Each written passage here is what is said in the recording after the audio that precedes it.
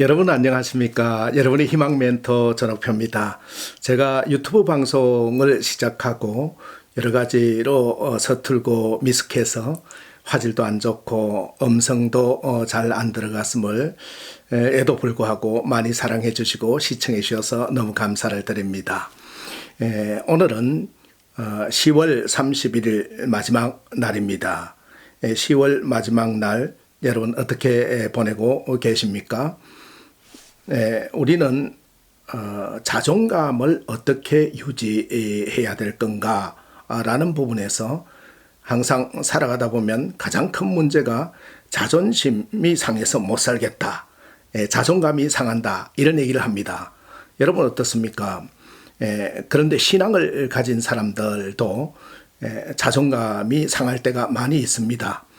신앙이 좋은 사람들도 경우에 따라서는 자존감이 상하고 매우 힘들어하는 경우를 많이 보지요. 특별히 성경에서 우리가 매우 성공했다는 사람 두 사람을 들 수가 있는데, 그 두 사람은 뭐니 해도 첫 번째는 민족의 지도자였던 모세를 들 수 있지요. 근데 모세는 너무너무 우울증으로 힘들어했던 사람이지요. 왜 그렇습니까? 어머니로부터 버림을 받았기 때문에 그런 것이지요. 얼마나 큰 버림을 받았으면, 여러분 부모로부터 버림을 받는다는 거, 또 누구에게 버림을 받는다는 것만큼 더 힘들고 자존감이 상하는 일이 없겠지요.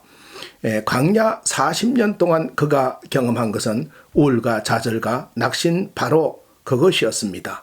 나는 아무것도 할 수 없고 나는 정말 못난이야, 능력이 없어 라고 했던 것인데, 하나님께서 민족을 이끄는 지도자가 되라고 애굽의 바로왕에게 가라고 얘기했을 때 내가 누구 간데 가겠습니까 하고 하나님 앞에, 출애굽기 3장 11절에 보면은 하나님 앞에 못 가겠다고 얘기하는 걸 볼 수가 있습니다. 여러분 또 솔로몬은 어떻습니까? 우리가 성공했다고 많은 부와 또 많은 권력을 가졌던 그 솔로몬도 다윗 왕에 비해서 자기의 열등의식을 가지고 살았다는 것을 볼 수가 있어요. 전도서 2장 4절에 보면 나의 사업을 크게 하였노라, 내가 나를 위하여 집들을 짓고 포도를 일구고 또 인생들이 기뻐하는 처첩들을 많이 두었노라. 근데 전도서 마지막에 가면은 이 모든 것이 헛되고 헛되도다 라고 얘기하고 있는 걸 볼 수가 있습니다. 아무리 모세처럼 솔로몬처럼 우울해도 답답하고 힘들어도 우리는 하나님을 만남으로 자존감을 회복할 수 있습니다. 무너진 자존감을 어떻게 회복할 수 있을까요? 여러분 잘 들으세요. 우리가 무너진 자존감을 회복하는데 중요한 원리가 있어요. 그건 첫 번째, 내 자신의 영혼을 격려해야 됩니다. 위로해야 됩니다. 여러분 다른 사람에게 위로받으려고 하면 안 돼요. 내 스스로가 너 참 잘했어, 대단한 사람이야, 너는 괜찮은 사람이야, 이렇게 위로해야 됩니다. 시편 42편 5절에 보면 다윗도 내 영혼아 내가 어찌하여 낙심하며 어찌하여 내 속에서 불안해하는가 라고 스스로를 격려하는 걸 볼 수 있습니다. 여러분 질책하고 자책하면 안 됩니다. 여러분의 영혼 안에는 예수님이 계시기 때문이고 우리의 생명체가 있기 때문인 것이지요. 두 번째는 무너진 자존감을 회복하기 위해서는 고백해야 되는 거예요. 내가 무엇 때문에 자존감이 이렇게 무너지는가? 사람들이 종일 내게 하는 말이 내 하나님이 어디 있느냐?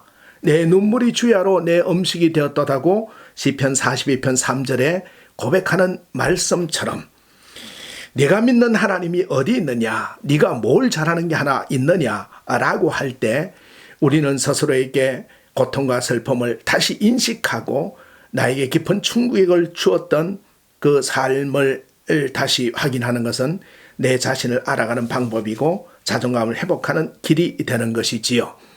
제가 쓴 책 착한 경쟁에는 이런 청년의 편지가 왔습니다. 어떤 젊은 청년의 고백을 읽은 적이 있는데요. 하루 18시간, 일주일에 96시간을 일했습니다. 누구보다 가장 먼저 출근하고 새벽이 되어서야 퇴근했습니다. 집에 돌아와서는 맥주캔을 따놓고는 한 모금도 마시기 전에 잠이 들었습니다. 그런 생활을 10년이나 했습니다.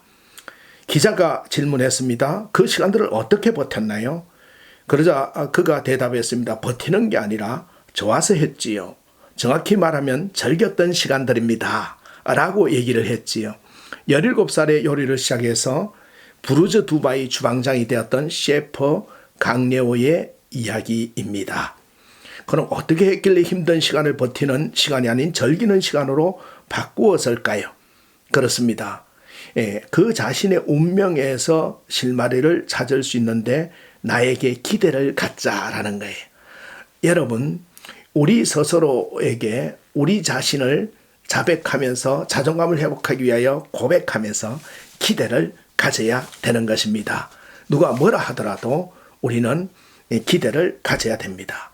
우리가 왜 낙심합니까? 낙심하며 불안한 이유는 하나님께 소망이 없기 때문에 그렇다라고 하는 거예요. 우리 하나님께 소망, 천지를 창조하시고 전능하시고 영원하신 하나님께 소망이 있을 때 우리는 낙심하지 않는 것이지요. 낙심하지 않기 위해서는 하나님을 의지하면 됩니다. 시편 42편 11절에 보면 나는 그가 나타나 도우심으로 말미암아 내 하나님을 여전히 찬송하리로다 라고 하고 있습니다. 낙심과 불안이 마음을 덮고 있습니까? 고개를 드시기 바랍니다.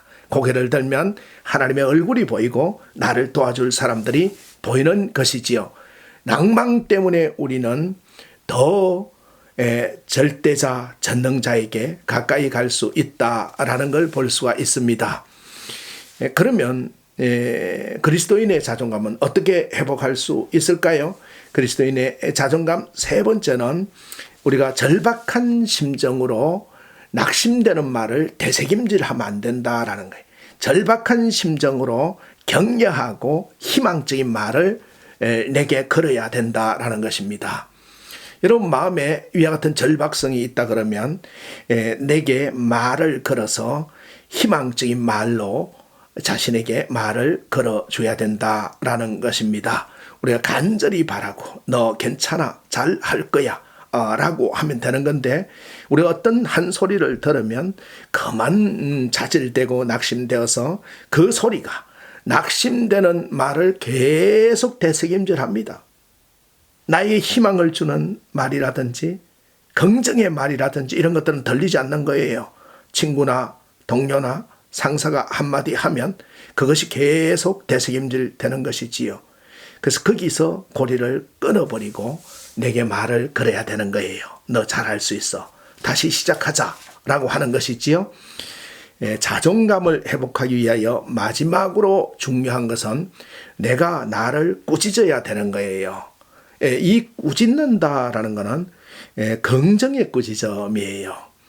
야, 너 왜 그래? 그까짓 것 가지고 그렇게 스트레스 받아서 되겠어?